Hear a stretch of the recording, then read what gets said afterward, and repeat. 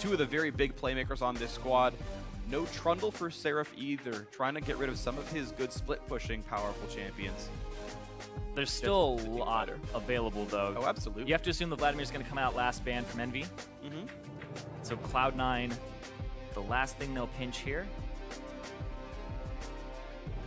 It is really interesting, kind of tunneling on Envy's style a bit more. Like, I think the bans are really very representative of the differences in these team styles. Like, the Lysandre ban, I think, completely crystallizes what Envy is about, which is Seraph or Ninja being the huge playmaker, making the whole I press R within teamfight play. And then Lod, as we've been talking about him, is always the consistent backline damage, playing Ezreals and Lucians and whatnot, and putting out so much damage output that it's okay that Seraph and Ninja are more utility than damage output because Lod has been so consistent.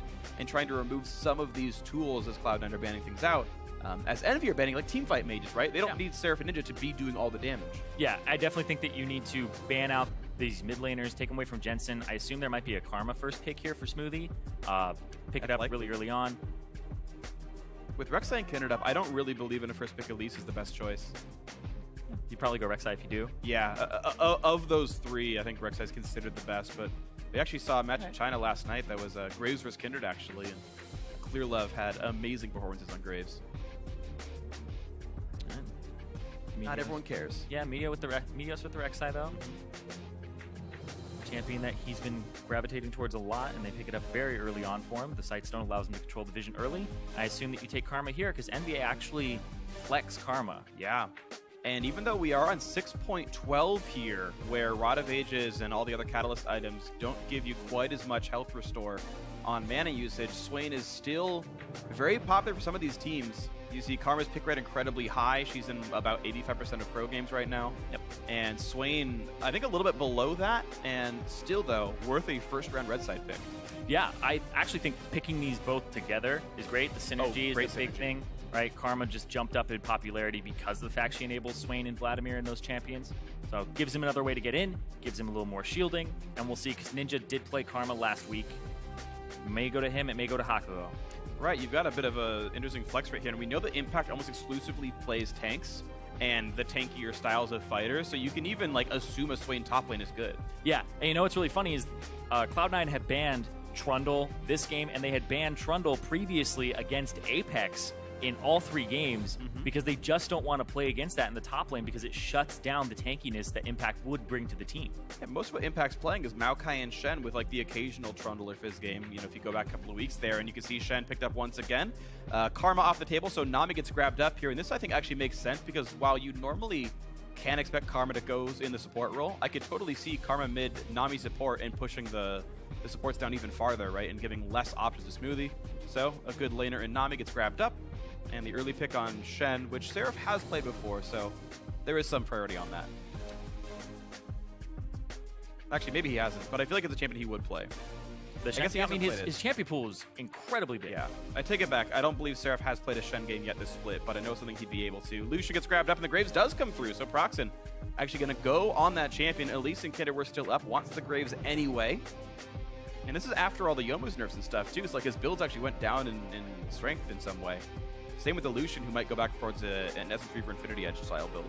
Yeah, he might go towards that Essence Reaver Infinity Edge build. But the Black Cleaver build against the Shen and a Rek'Sai, I think that you might go for that. The Graves build, Youmu's not incredibly popular too much in the jungle. You kind of just go straight for Phantom Dancer second, or you go for the Hex. Clear Love actually did it, which is weird. But China's not on 612 yet, I don't think.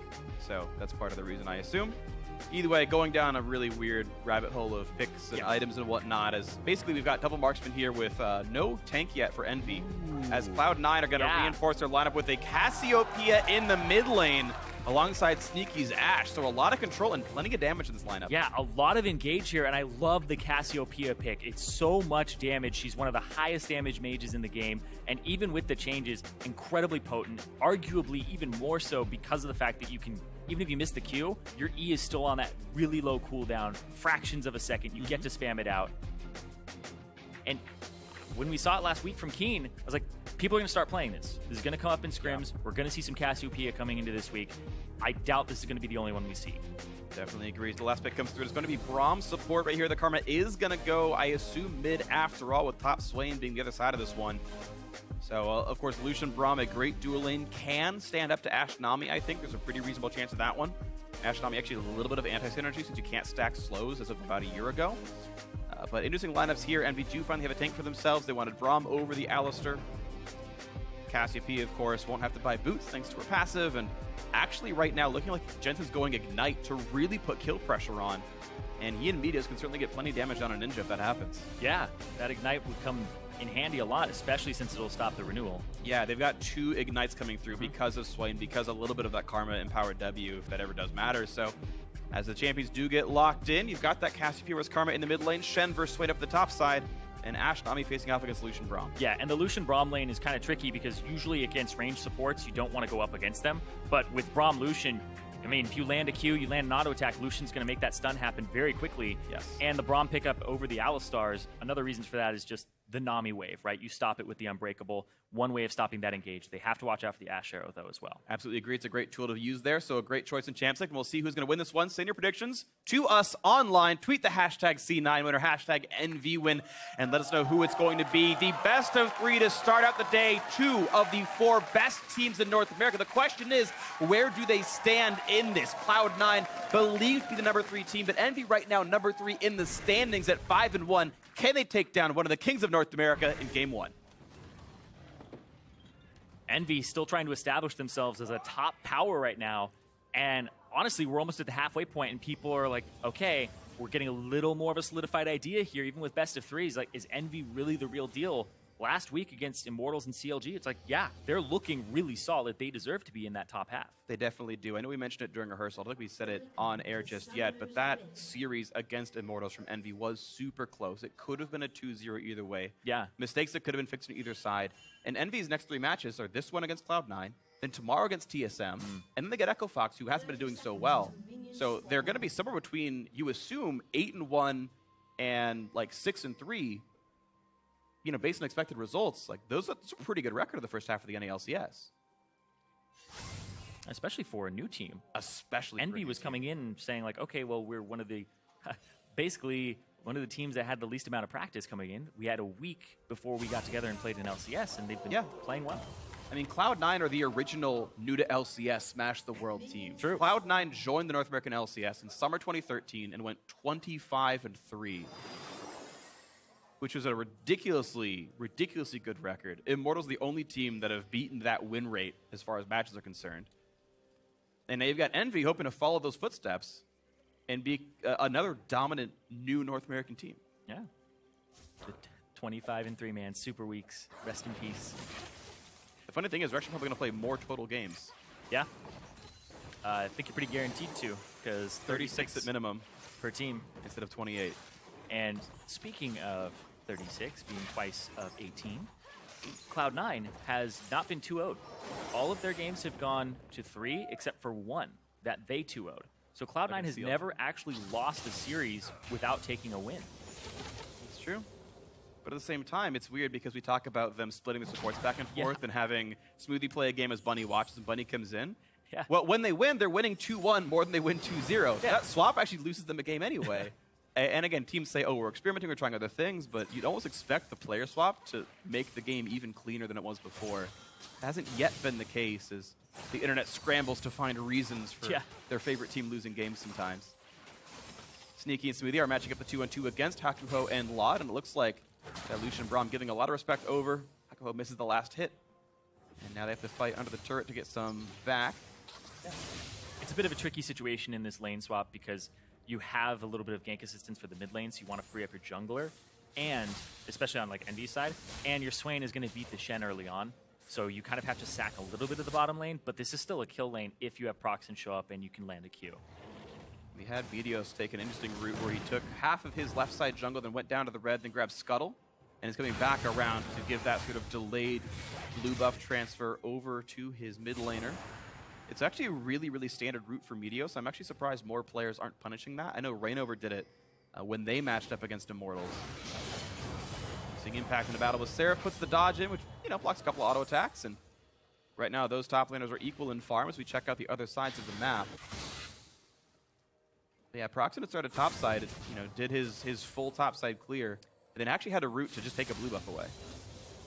Yeah, that's true. It's Rek'Sai, so the route that he took is kind of a Rek'Sai route where you get the Gromp buff, and then you can do the camps faster. You ignore your blue, don't have to do it. You'll hand it off to your mid laner later. Right. And then you go and do the right side of the jungle faster. There's that one, and then you do the Krug start, and then you clear that side and try to gank mid. Yeah.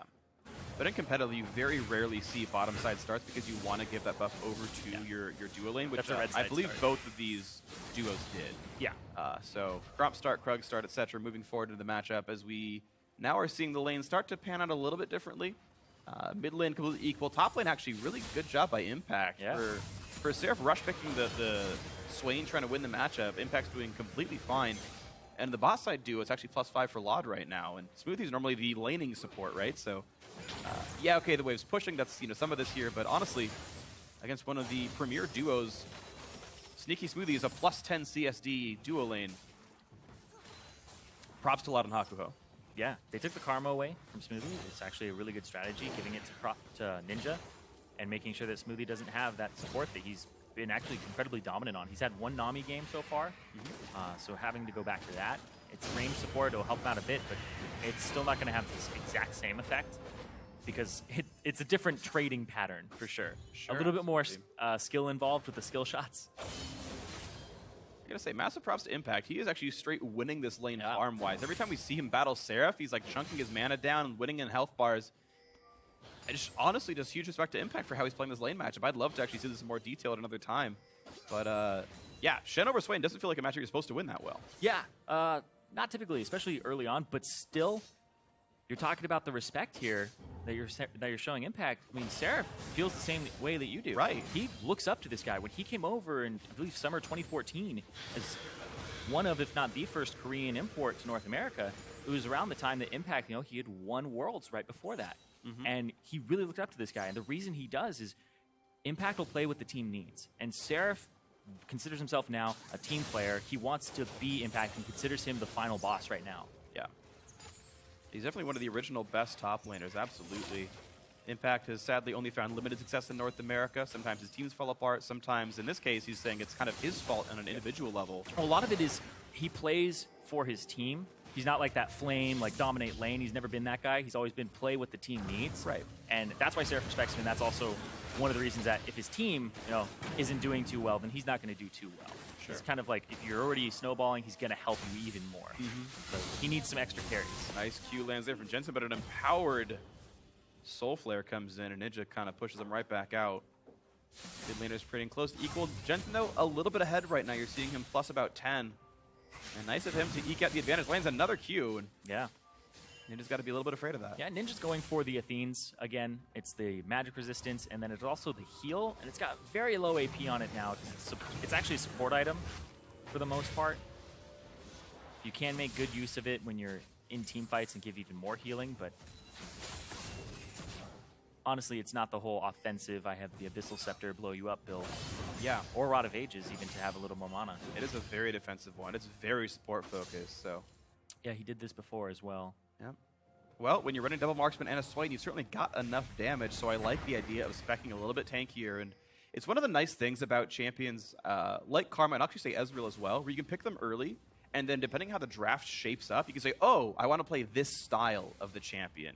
I can go for a Leandri's poke build, or I can go for the Athene supportive build based on the champions we lined up here. Now the play into the mid lane. Nice flash, but Ninja, it's going to be mirrored here by Meteos. Do they have the rest of the damage they need? Q's going to land for the movement speed. There's the Ignite on top of the flash. Hopefully that's going to be the kill. First blood comes to Jensen. A great gank by Meteos. Yeah, the flash immediately afterwards to knock him up with the chase there. So Ninja not able to get away, and First Blood goes over to Jensen. We're talking about the featured matchup here. Jensen has been dominant, been making a lot of plays here, and that first pick Rek'Sai coming up huge for Meteos. 3 summoners burn for the play, but super worth it right now. 1,000 gold lead for Cloud9 as they look to pinch down in the bottom lane. You can see that with Braum coming over, there's just no chance for Laud, so he's been pushed out, down 6 minutes. He's not going to get any of this wave either. And a lot of pressure made. Ninja going to burn a teleport to get back into lane, which means he won't have any map pressure either. That teleport hurt him quite a bit. Yeah, put a lot of damage onto that turret. He had to TP back into lane. The Ignite was used from Jensen as well, so No summoner spells in that mid. But yeah, this bottom turret, because Proxen had to hold mid-wave, everybody can come down bottom. Meteos can come down here and do damage to this turret. And it's about 1/4 HP right now. It is really adept play by Cloud9. I know it's something we've talked about before, but Cloud9 after high, can they do this? And it was honestly a very clean transition. A great first blood in the mid lane. He immediately makes the right choice to say, oh, we can pressure bot lane to deny a full wave, kill half a turret, and then really be no worse for the wear afterwards. So, you know, great early game moves by Cloud9. They've known to be a good early game team. Yeah, and Sneaky kind of hiding out here. He's probably going to throw an arrow. There's no flash on Ninja. If this lands... Ooh, unlucky. Good dodge by Ninja. He's going to be okay. Is it not even going to shove it up? He can't walk too far forward. He doesn't have vision on that right side. He's actually backing right now. He's afraid of Rek'Sai coming back in. He would pretty much guaranteed die if that happens. Yeah, he can't clear that tunnel either. He can't walk that far forward. Impact also is level 6, and Seraph cannot match the teleport, so there's actually a temporary window where C9 have the global advantage from the top lane. As long as they're willing to sacrifice some level of farm on that Shen. Easy blue buff handed over. Jensen's going to be happy with that one. Looks like they'll be totally okay with this. So, sitting at only a 500 gold lead now as the marksmen have caught back up. The jungler Proxen's doing quite nice. And whoa, a missed taunt. Not going to be ideal for Impact with the shield up. Seraph's going to land the root, but Meteos is here. Seraph has summoners, and he also has a Proxen who stands still. Does not, I believe, get spotted by the Rek'Sai, but either way, they're not going to follow through on that push anymore. We're all right with this one. Yeah, it's also a tier build for Seraph. It's a little unusual. You'll usually see the Rod of Ages right off the bat because it gives you the healing. He's not getting any blue buffs, is I think part of the reason he's doing a slightly more mana-heavy build. But I mean, the Swain passive does give him mana back. True. Well, it's percentage of max mana. Well, he's going like a really heavy mana build. So tier into, you know, either Proto Belt or a Rod of Ages, but a very, very mana-heavy build.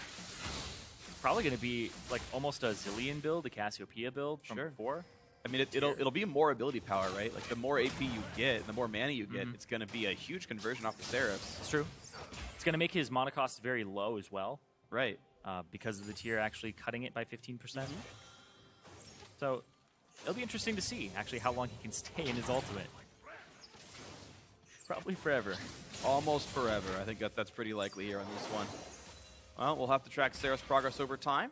And I guess also the question is he doesn't have to build as tanky either because he's got so much support. He's got a Braum and a Karma to keep him alive.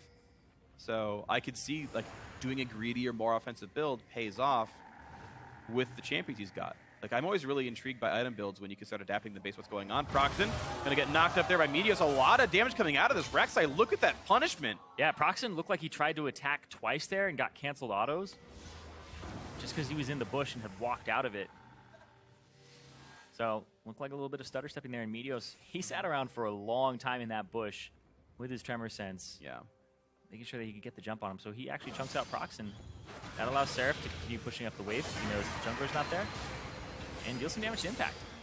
And it's starting to lose a little bit of health there. The Spectre's Cowl helping a bit, but with Seraph having basically infinite mana, it's certainly not easy to land against that kind of champion anymore.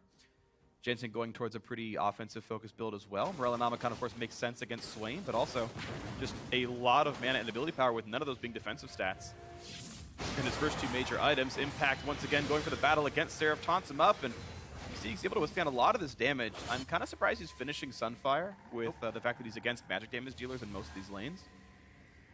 But doesn't want to finish the Spirit Visage yet. He's finishing Sunfire first. Meteos looking for a gank top. He saw Proxen, went the other way. It's going to land into the knockup as Seraph can't move just yet. Now he's so low on health, and a great double flash gets away from the root, but now it's forced Seraph to run away. Proxen's here, and he gets himself out of that one, so the double flash meant nothing from the Cloud9 gank duo.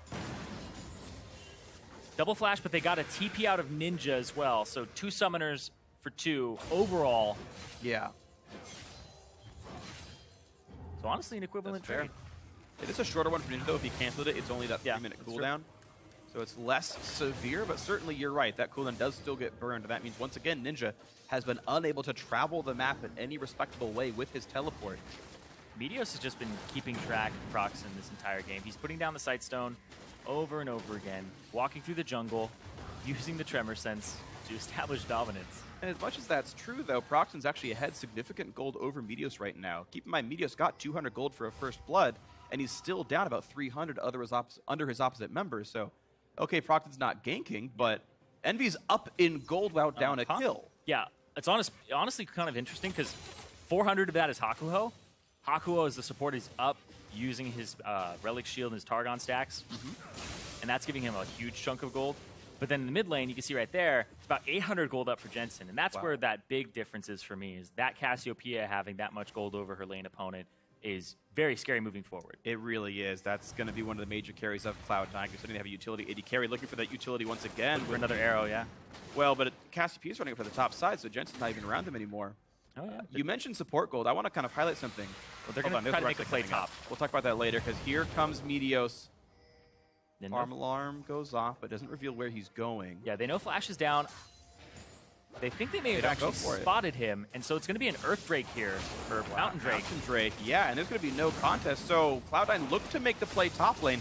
They could have actually made the dive. There was almost no risk whatsoever in making that play. Sorry, no sneaky W this time, and it's going to be the Dragon picked up by Envy. Well done to them, and that's actually going to play really well for them. With this game going so slow, Mountain Drake is the best late game one. And Envy always plays slow, so arguably it's one of the best ones for this team as a stylistic point. Absolutely agree. So yeah, talking about Smoothie's gold income, very rarely do you earn more gold from the ambient Gold of Spell Thieves than the on-hit effect. But he's actually only got 72 tribute gold. Yeah. He's not even trying to fight Hakuho and Lod. And to be fair, I get that Braum and Lucian could pretty much just pop a Nami whenever they want, but that's still a little weird. But they are going to go after Seraph. No flash. Taunt into knockup into a ton of damage. Seraph has nowhere to go. A great kill picked up. Meteos finally makes the gank happen. Proxen late to the party. And all I can do is stand on the grave of Seraph as he's just lying there sad. Yep. Ending up clearing out the wave for him. Seraph, though, a little bit of ways from that Rod of Ages. Very close to being able to pick it up. It's a little miserable, though, because he's like 20 gold away. So he has to stay in base a little bit after. Yep. All right, we'll see when he gets back in on that one. He actually sells his refillable for it, so he can leave immediately. Okay. Rod of Ages and 2, that's stacking up now. 50 minutes in, he completes the Roa. Not terrible, just not super fast. We have Ninja continuing on towards more high ability power items. Probably a Death Cap, be my guess, to have the highest power shields he can. The problem is, though, he doesn't have the biggest of carries, as Lucian is going for the nerfed Youmu's build. And Seraph is honestly just a little bit behind now. Much less CS than either of his other carry lanes, and actually less gold in the graves as well. So Seraph, a almost non-factor right now at this stage of the game. Yeah, his Swain needs to scale up. He's going to need about 2-3 items, especially with this build with the tier. Let's see if he ends up going for the Seraph's Embrace really early on and actually the completion. Just the chunk out there onto Ninja. If you land Poison, Twin Fang does more than double damage this stage of the game.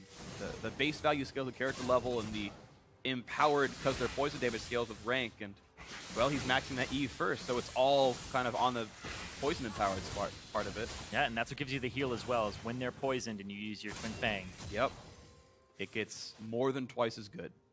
And that's the goal. Dodge the Q, E's not as crazy. You can see Proxen, just clearing away the camp, but his Raptor before he got popped by a Trinket Ward. And we got to see what else can happen here, because Ninja is just kind of slowly losing his turret. Over time, it's getting whittled down. Not by much, but it is losing a little bit of health. Extension just keeps playing the wave clear game, stacking up, getting his tier fully charged. And right, Jensen's charging a tier and winning his lanes. Seraph's charging a tier and getting killed and losing turret health. So yeah. I know Envy likes to play for late game, but the scaling matchups are kind of going all Cloud9's way. Yeah, I'm interested in this top lane, though, because Impact went for the full Sunfire Cape instead of going towards more magic resistance, so he's actually going to start to get punished in this top lane. And you're going to see Seraph actually deal a decent amount of damage to him now. It at least gives Impact wave clear. Like, that's kind of the trade-off. Is like, well, I don't have to fight as long. I can just clear the minion wave away and then run out. And I can survive Laud when a mid-game team fight happens. I can survive Prox when that happens. But yeah, it's a choice he made, and it's one that might punish him here. Pink ward in the pit, and it's going to be the attempt at a nice Drift Herald here. Proxen, though, wards over the wall and sees this is happening. And the question is, he can always E over then Smite, and Cloud not trying to get him away. Seraph also coming around the wings, and here comes the attempt at a fight a little bit early. The Smite's going to go through. It goes to Meteos. They grab that one. There's no chance to steal it away, but now on to Proxen they go. He's taking a lot of HP. Jumps back over the wall. Seraph gets stunned up, though. Why even take that fight? Envy. Arrow coming across the map as well, I believe, soon. Here it comes. Looking for the snipe, and it's going to land on Proxen's face. He's going to go down.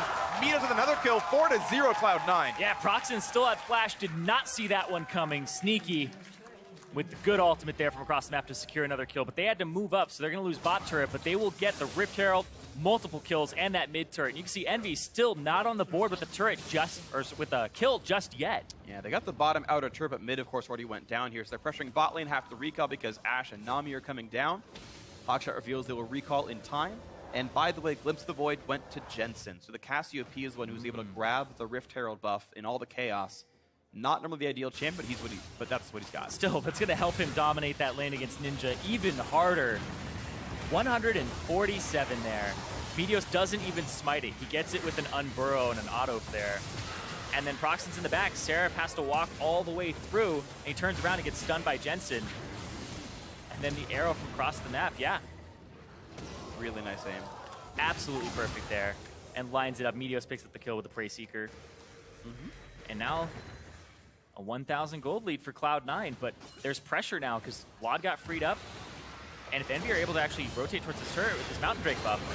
Pops Hako under the turret, but doesn't get quite enough damage done there. The bubble missed sadly as Seraph holds the front line, pushes in the wave. Bit of damage on the turret, but nothing really gained substantially. 1,200 gold lead for Cloud9. Definitely nice to have, but not game-winning at this stage. We crashed 20 minutes in. Baron spawns up. And Meteos kills off a ward.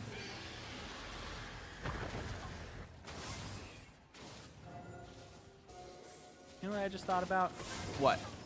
In Brahm's lore, his shield is a door. He's literally holding the door. He is holding the door. Random aside. It's worth knowing, though. Did you also know that in his lore, he saves a boy trapped in a mountain, stuck behind an unbreakable door, by tunneling through the mountain itself? Yeah, he punches through it, right? Yeah, essentially. I forget the specific acts that he did, but can't break the door, take down the mountain. Yeah, a lot of speculation that is like Trundle or something that he saved, and there's True Ice in there. Oh, I didn't know that part of it. And that Lyssandra's the witch that like put him in there. Always an option. Yeah, there's a lot of great kind of speculation out there. Illuminati's conspiracy theories. Triangles, tinfoil hats, it was Singed the whole time, etc. Here we go. Top lane turret under fire, and Envy don't actually finish up the tunnel, and that turret actually stays alive here, so. Yeah, Jensen rotated towards the top side, and you always have to be wary of Sneaky throwing out the ultimate. He's had great accuracy so far. He's only missed one, I believe. Yeah, it was a dodge by Ninja in the mid lane, and then he landed one onto Proxen afterwards. So 50%, 1-1, I believe, if I didn't miscount here. And we'll see what the next one ends up being. Good dodge and Hakuho's Q, which his bite does not find its teeth. Yeah, without that mid lane turret for Envy, that frees up Jensen so much. And with that Rylai's Crystal Scepter and the advantage that he has, he just is tanky, though. Yeah, he just kills off the ward anyway and just walks away. Barely even takes damage.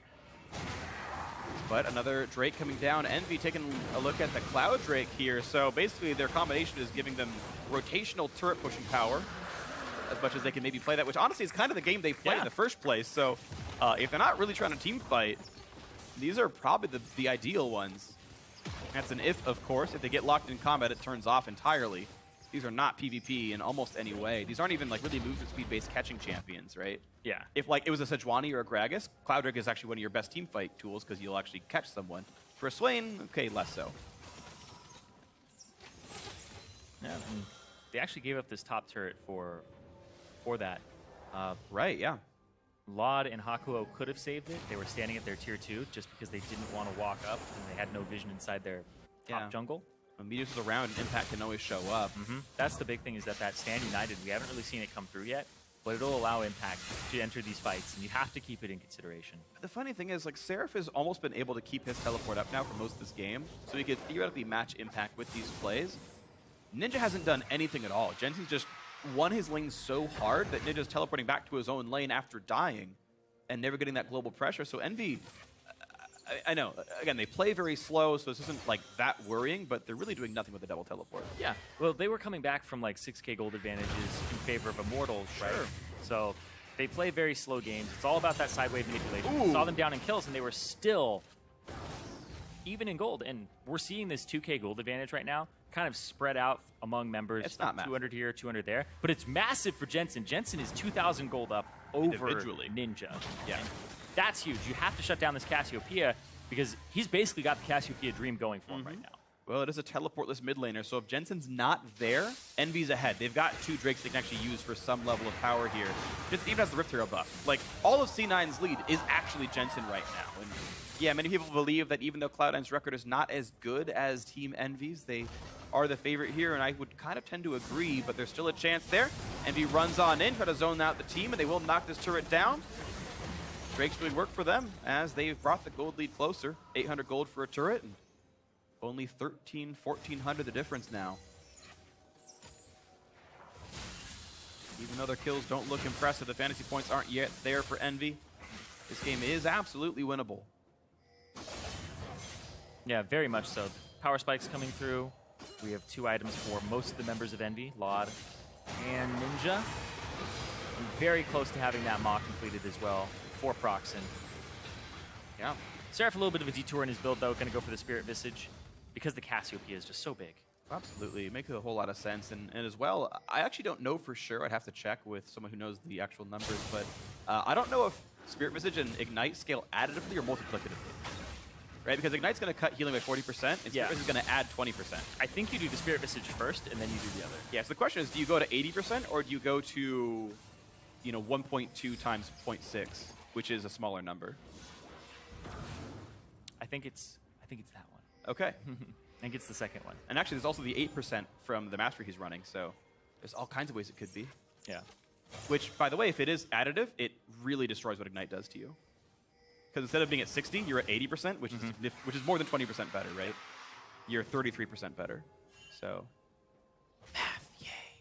Yeah. You can never escape a cat. I'm pretty sure it's Spirit Visage goes first and then Ignite. Yeah, if they multiply, that's the other way around, of course. So, either way, Seraph is going to keep his healing up as best he can. Of course, it works on allied healing too, which means blood charges and summoner heals from Lucian will help a little bit. And even though it's Ninja casting a shield, the Aesthetians will heal. It doesn't make the shield bigger, it makes him actually heal off of shield usage. Yep. He has to actually do damage, though. He has to get his Q off. Poke. Luckily, though, it's pre-mitigated damage that's stored. And things that'll actually work with Deathfire Touch as well. It just matters that he deals damage at all. So, little things that get to add up there for Ninja. A little bit of poke on a Hakuho. Doesn't mean too much, though, as now the Hurricane and Esper Reaper are done, so Sneaky has high amounts of cooldown reduction. Laud goes towards his Bloodthirst. He's already power spiked as best as he can be, though. It kind of starts to go downhill from here for Lucian. Yeah, it looks like he's going to start going towards an Essence Reaver at the moment. It's that or Bloodthirster. I don't know which. Probably Bloodthirster, because he's already at 30 CDR, right? Yeah. That'd be really surprising if you went for that, because that's practically useless. That's true, and it wouldn't have anything to multiply the crit of. Yeah, I mean, you would max at 10 regardless. Like, you've already got 30, so yeah. Oh, you mean the crit for damage? Yeah, I get what you're saying now. I misunderstood you. Nice turret pickup for Impact, despite not getting Mountain Drake takes it down anyway. And Envy are still losing in that one-on-one matchup with Impact versus Seraph. Arrow's gonna land onto Laud. The shield comes up, blocks the Nami, and here comes the team fight. Jensen's gonna get a shot on top of him. They're gonna knock down one. Braum is dead. A beautiful taunt from Impact means 2 more. What a great team fight for Cloud9, 3-0. And Seraph didn't have a TP location in that fight. He had minions in the middle of the wave, but they didn't put down a ward for him, and that's gonna be Cloud9 turning onto the Baron after a great team fight. Sure, how's Seraph and Laud going to stop this? It's a 5-man Baron attempt early on into the game. What a nice situation for Cloud9 to be in, taking control, finding the one team fight they needed, and there is no one even trying to steal. A good smite by Meteos, and a big lead for Cloud9. Yep, Cloud9 jump out to a large lead there. They force the issue. The Ash Arrow hits Laud. They can't really ditch him. He stops there for a second, flashes up and everything. Hakuo stops it, stops the wave. But then the taunt across 2 catches them even more. Impact with the flash taunt so he can actually go through people as opposed to the taunt flash and land right on them. Yeah, Seraph not being there at all was a huge, huge issue right there. I don't know if Hakuo didn't have any wards left up or what, but if he was there, that fight would have been differently because the early burst, Braum ulti hit multiple, you had Lucian putting a Q across, and you had a lot of damage from Graves. Most of C9's backline was below half health before the fight even started. If there was a Swain, they cannot get that follow-through damage, and that fight goes very differently. So Seraph not being there a huge issue, and it's part of the reason that Envy are now losing by quite a lot here. Yeah, not a kill for them yet. They've been slowly kind of losing a lot of their matchups here. The mid lane and the top lane, the ones that they usually rely on. Whereas Lod, still consistent right now, but Sneaky has been leaving lane, making plays with his arrows. And Lod hasn't been able to keep up. They're going to lose even more for this. Because that Baron buff, they just can't contest it right now on Envy's side. Really nice stuff by Cloud9, kind of to crystallize what their strategy sort of is. It's they kind of play all 3 lanes, and then as soon as Sneaky joins Jensen, Impact can join on a whim. Just the dual lane just rotates up to where Jensen is and says, pick him up, let's go. And all 5 are there, right? And if it doesn't land, walk back. It's not like Envy has great playmaking. They have no engage to except a flash Braum ulti. Like, Envy can't force their will. The Lissandra ban that came out in the beginning of the draft, kind of part of the reason. A nice arrow lands again into Proxen. Gonna be the knockup into the title, into the kill picked up. Sneaky gets that one. 8-0, Cloud9 knocked down a 5th turret as well. Envy holding their flashes on these arrows all the time. He slides basically in a line. Perpendicular, you gotta go perpendicular. Mid turret's gonna go down as well. Now on to Lod, gets the slow, can't dash just yet. Slowed down again by the Karma, still wants in, but the shield comes in. Hakuo saves him for now. A nice 4-man hit on that one as they walk slowly forward, get nothing done. But, well, Lod survived the encounter. Mid lane inhibitor goes down, and Cloud9 crushing this game absolutely now. Cloud9 performing incredibly well in this game. A lot of those engages throwing Envy off. Envy, they do have disengage, but it's not very good against these stuns. The stuns that are coming out. I mean, even if you hit Hakuo, right? They have enough burst to take him out. Yeah. Ninja, same story. This is all kite back. And, I mean, the problem is Envy never got themselves into a team fight. Yeah. 3 minutes ago, if Seraph was there, that would have been a close 5-on-5. But at this point, like, if your goal is to drain tank, you cannot drain tank when you're down on stats. Yeah. Like, this entire composition now is predicated on the fact that they can fight equally and just out-shield and out-heal the damage. This no longer exists. I don't even see a win condition for Envy anymore. They can't play make, they can't 5-on-5, they can't split push, they don't do more damage. I think C9 can walk this one in. Yeah, with the 10,000 gold advantage they have at 30 minutes, yeah, like Cloud9 are in a fantastic position here. Jensen is 4,000 gold up over Ninja. You just look at the items that he has. He has 4 completed items, and the beauty of Cassiopeia is you don't have to get boots. Yep. So he can get even more. He gets to carry a pink ward, which is actually better. To be honest, at this stage of the game, you don't need more stats. Just don't get caught out randomly. And Cloud9 are looking wonderful now in this one. And we'll see how quickly they can close it out, because 99% of the time, Cloud9 wins this game. An arrow onto Ninja, the bubble, the taunt, the damage up, but Ninja doesn't get to do anything at all. He is dead. Next one's coming up. The volley's going to land, and yes, that's a kill picked up. A spree now for Sneaky as they knock down one more. 10-0 the kill scoreboard right here. Impact doesn't even get stunned. They just picked up 2 champions. The solo laners of Envy are dead, and there's 2 inhibitors down. They're going to go in for the Nexus itself, it looks like, but there's no waves yet. They've got a ways to wait. Cloud9, absolutely methodical this game. The arrows from Sneaky, get the engagement, there they go. Taunt lands, Bubble's not quite going to hit, but they still pick up Lod. He is gone now on this one. Hakuo slowed and chased down, gets ripped apart as well. Proxen, the last man alive, trying to clear the waves. Taunt under the turret, goes down, a double kill for Jensen. 6-0-1-5 for the Cassiopeia, 13-0. And Cloud9 with a greatly controlled game, winning their lanes, winning the team fights, and taking game 1 in style. Absolutely